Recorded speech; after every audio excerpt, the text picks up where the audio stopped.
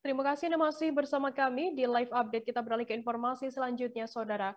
Seorang siswa kelas 5 SDN Desa Lubukngin, Kecamatan Selangit, Kabupaten Musirawas, Sumatera Selatan, berinisial AD 12 tahun diduga menjadi korban kekerasan di sekolahnya.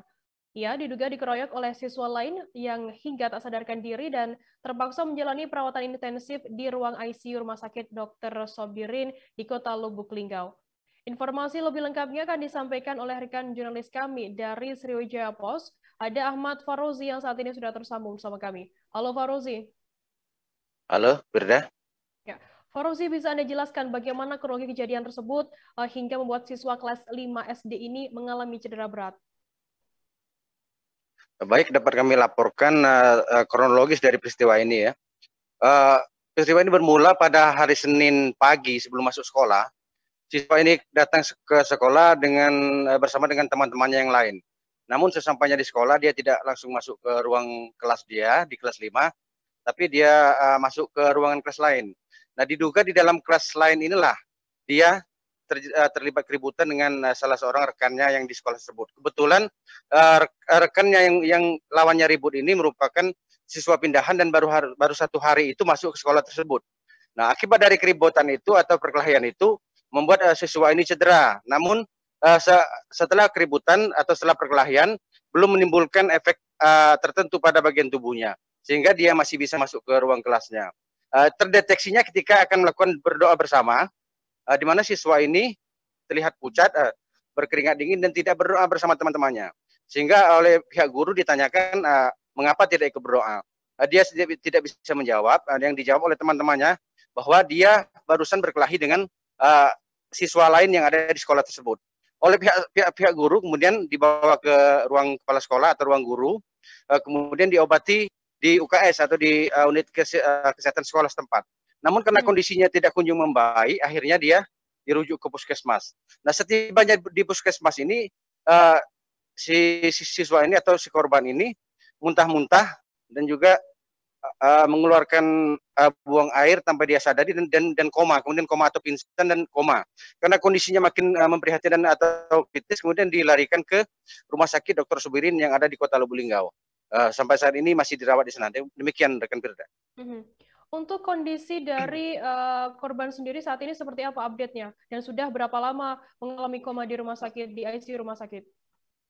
Baik, dari wawancara kami dengan tim dokter yang melakukan penanganan terhadap pasien ini atau siswa ini, kondisinya memang kurang baik karena refleks gerakannya sudah tidak bisa, tangannya sudah tidak bisa bergerak, kemudian kakinya juga tidak bisa bergerak, kemudian dia hanya kadang-kadang kalau dipanggil namanya hanya matanya saja yang terbuka, namun tidak bisa berkata apa-apa, hanya paling hanya berkata dengan lirih. Dari pemeriksaan dokter, dari CT scan yang dilakukan oleh pihak rumah sakit, itu diketahui ternyata ada masalah di bagian leher, tulang lehernya, Firda.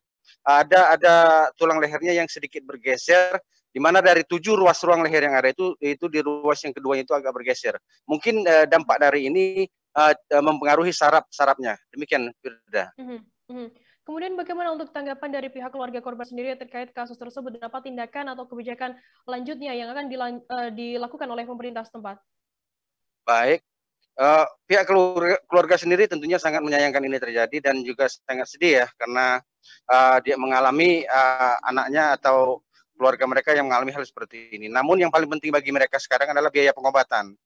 Karena mereka ini, keluarga ini kan merupakan keluarga tidak mampu, tapi tidak tercover oleh BPJS Kesehatan.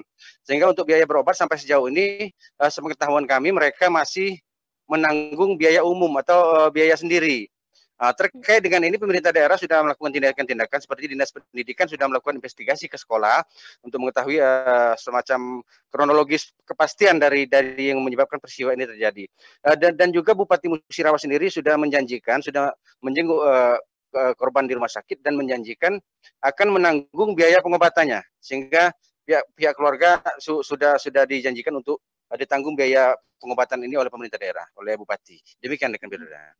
Baik, Tribuners, jurnalis kami tadi juga sudah menghimpun keterangan dari Novika Wati, 40 tahun ibu dari korban, dan juga Siti Fatimah, Humas Rumah Sakit Sobirin Lubuk Linggau. Berikut liputannya untuk Anda. Panggil aku kan, aku ini lagi di kebun motong kan. Nah kata bapak aku, balik dulu, kata anak kau dikeroyok wong katanya. Baliklah aku nih, sampai dibalik aku nih berangkat lagi ke sekolah. Tanya sama ibunya, kataku, anaknya mana? Anaknya berangkat ke puskesmas katanya.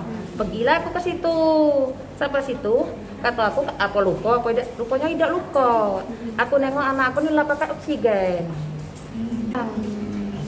Sering aku galak kataku, kalau sekolah jangan galak belum. Tidak pernah katanya kan. Sehari-harinya biasa baik, Bu? Biasa baik dia tuh. Kelas berapa dia, Bu? Kelas 5 Kelas dia. 5 ya.